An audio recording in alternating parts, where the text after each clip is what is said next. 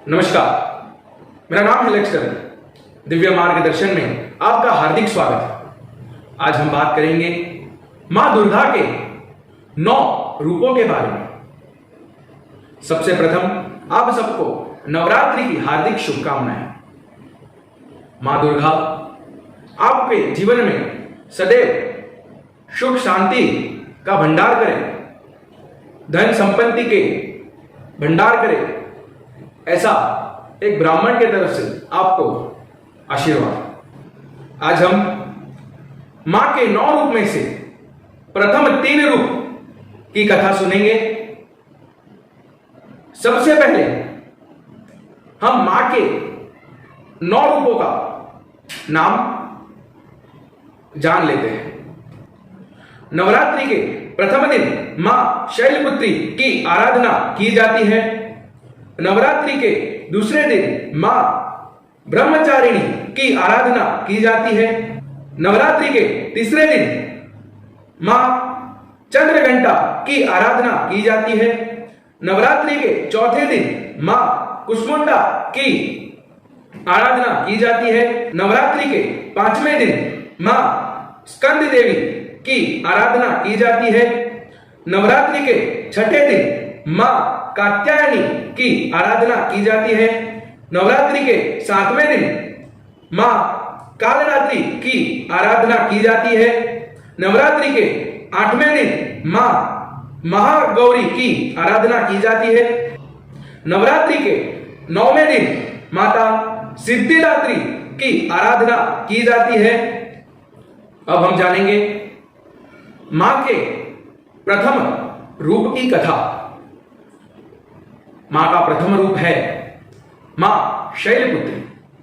यह कथा का आरंभ होता है।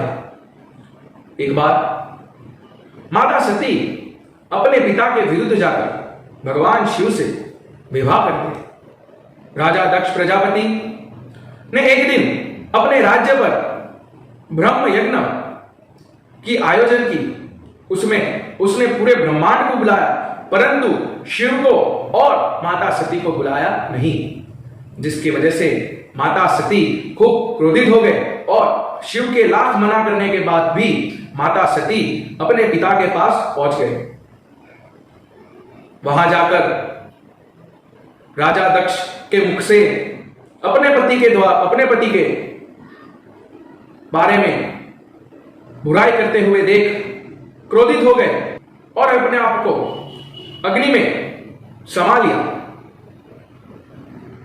ये बात जब महादेव को पता चली, तब महादेव त्राहिमाम हो गए और दक्ष प्रजापति का गला धड़ से अलग कर दिया। उसके बाद माता सती की पार्थिव शरीर को लेकर वह तांडव करने लगे, जिसके कारण धरती का और अन्य ग्रहों का संतुलन बिगड़ने लगा।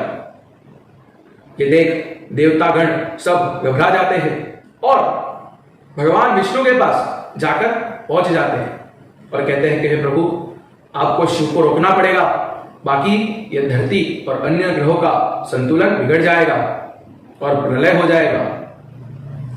तब भगवान विष्णु सुदर्शन से माता सती के 51 टुकड़े कर देते हैं और वह टुकड़े धरती में जाकर समा जाते हैं और वह आज के दिन 51 शक्तिपीठ के नाम से जाने जाते हैं। इसके बाद भगवान शिव कैलाश पर ब्रह्मलीन हो गए और मां अम्बे भी विलुप्त हो गए, जिसके कारण धरती पर असुरों का राज होने लगा और उसमें से एक असुर, जिसका नाम था तारकासुर, उसने ब्रह्मदेव को प्रसन्न किया और वरदान में मांगा कि हे ब्रह्मदेव, मेरा वध केवल शिव और पार्वती का पुत्र ही कर सकता है। ब्रह्मदेव ने तथास्तु कहकर उसे वो वरदान दे दिया, परंतु ब्रह्मदेव जानते थे कि अभी तो यह असंभव है, क्योंकि भगवान शिव तो ब्रह्मलीन हो गए हैं और माता अम्बे भी विलुप्त हो गए हैं। ये देख तारकासुर ने स्वर्ग पर आक्रमण करके देवताओं को बंदी बना लेता है और स्वर्ग का राजा हो जाता है और अपने आप को भगवान का दर्जा देने लगता है, क्योंकि उसको पता था कि उसका वध कोई नहीं कर सकता। परंतु भगवान ने अपनी लीला रच दी थी। मां अंबे ने हिमालय के घर पर जन्म ले लिया था। राजा शैल के घर पर जन्म लेने से मां अंबे का नाम शैलपुत्री रखा गया। शैलपुत्री खूब ही सुंदर थी और उनका मुख्य उद्देश्य यह था कि उनको भगवान शिव की प्राप्ति करनी है और उनसे विवाह करना था। जब शैलपुत्री विवाह के योग्य हो जाते हैं तब नारद जी उन्हें उनका कर्तव्य याद दिलाते हैं कि आपका जन्म इस उद्देश्य से हुआ है। आपके जन्म होने के बाद आपको शिव की तपस्या करनी है और उनको प्राप्त करना है, और उनसे विवाह करने के बाद आपका और शिव का जो पुत्र होगा वही तारकासुर का व्रत कर पाएगा। इसके बाद मां शैलपुत्री भगवान शिव के को पाने के लिए कठोर तप करने बैठ जाते हैं। कई वर्ष बीत जाते हैं। मां शैलपुत्री ने धरती पर रहकर एक अन्न जल का त्याग कर भगवान शिव की कठोर तपस्या की, जिसके वजह से उनका नाम हुआ ब्रह्मचारिणी, माता ब्रह्मचारिणी, जो मां का दूसरा रूप है। वो कठोर तप करने से मां पूरी तरीके से निर्बल हो गए थे और उनका शरीर भी काला पड़ गया था, जिसके वजह से उनका नाम ब्रह्मचारिणी रखा गया। माता शैलपुत्री का वाहन है नंदी। उनके एक हाथ में त्रिशूल और एक हाथ में कमंडल है। माता ब्रह्मचारिणी का कोई भी वाहन नहीं है। उनके एक हाथ में कमंडल और एक हाथ में जाप माला है। ब्रह्मचारिणी के कठोर तप से भगवान शिव प्रसन्न हो जाते हैं और उन्हें अपने दर्शन देते हैं। तत्पश्चात बाद ब्रह्मचारिणी भगवान शिव से विवाह करने का वरदान मांगती है और भगवान शिव उसके कठोर तप से इतने प्रसन्न थे कि उन्होंने भी माता ब्रह्मचारिणी से विवाह कर लिया। विवाह करने के बाद माता ब्रह्मचारिणी के मुकुट पर अर्धचंद्र आ जाता है।